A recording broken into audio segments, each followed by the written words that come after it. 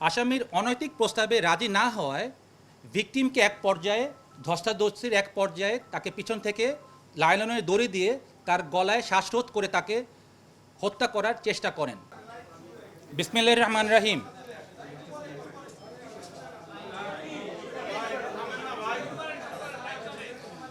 বিসমিল্লাহির রহমানির রহিম। প্রিয় সাংবাদিকবৃন্দ, আসসালামু আলাইকুম। শুভ অপরাহ্ন। র্যাব3-এর পক্ষ হতে আমি আপনাদের সকলকে জানাচ্ছি আজকের মিডিয়া ব্রিফিংয়ে সুস্বাগতম। আপনারা অবগত আছেন যে গত 10 জানুয়ারি 2026 তারিখে রাজধানীর বনশ্রীতে রেডিয়েন্ট স্কুল অ্যান্ড কলেজের 10ম শ্রেণীর শিক্ষার্থী ফাতেমা আক্তার নীলিকে নিজ বাসায় অজ্ঞাত দুর্বৃত্ত কর্তৃক গলা কেটে নির্মমভাবে হত্যার ঘটনা ঘটে, যা সারা দেশে ব্যাপক চাঞ্চল্যের সৃষ্টি করে। ঘটনার রহস্য উদ্ঘাটন ও হত্যাকাণ্ডের সাথে জড়িতদের গ্রেফতারের জন্য র্যাব তাৎক্ষণিকভাবে গোয়েন্দা তৎপরতা শুরু করে।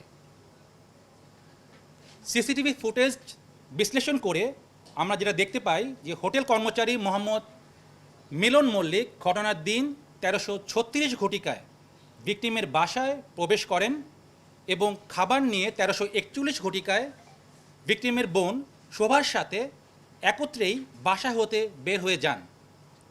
পরবর্তীতে ভিকটিমের বোন মোসাম্মদ শোভা তিনি পার্শ্ববর্তী একটি জিমে 1342 ঘটিকা হতে 1545 ঘটিকা পর্যন্ত উক্ত জিমে অবস্থান করেন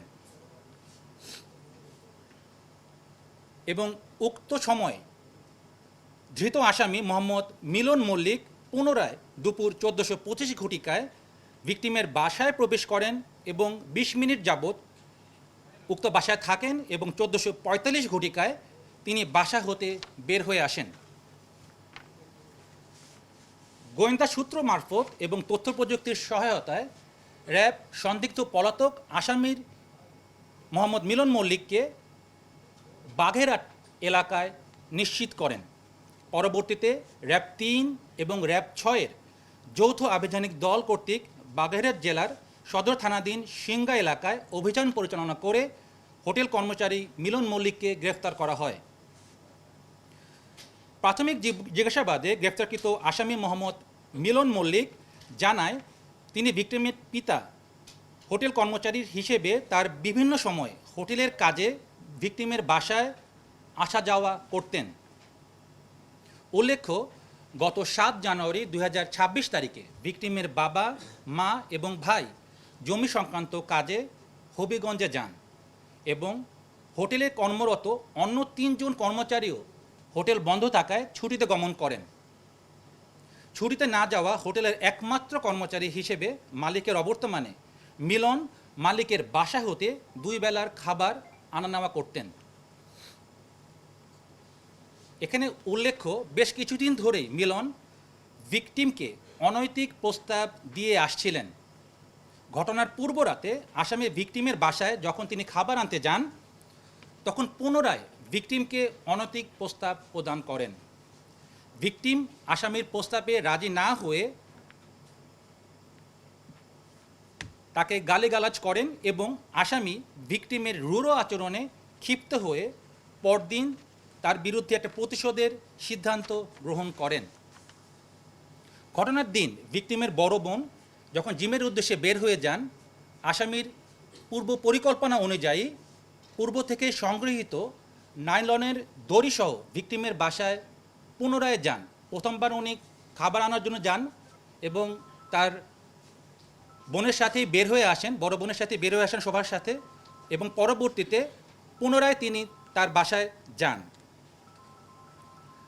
এবং অনৈতিক প্রস্তাবের ব্যাপারে আবার তাকে জানান।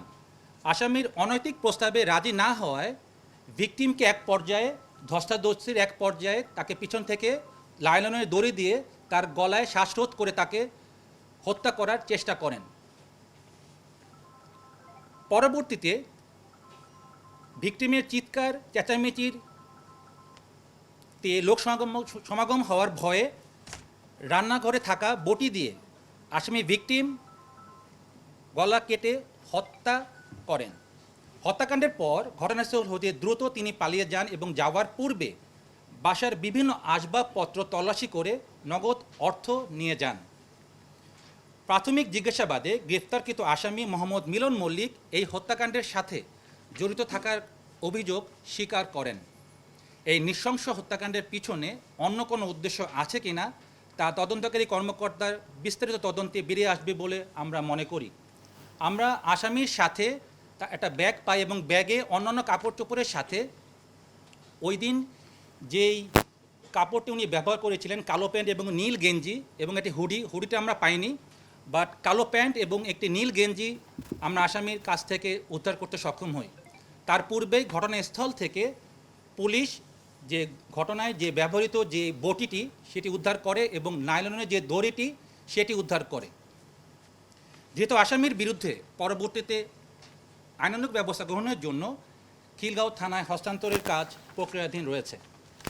ধন্যবাদ।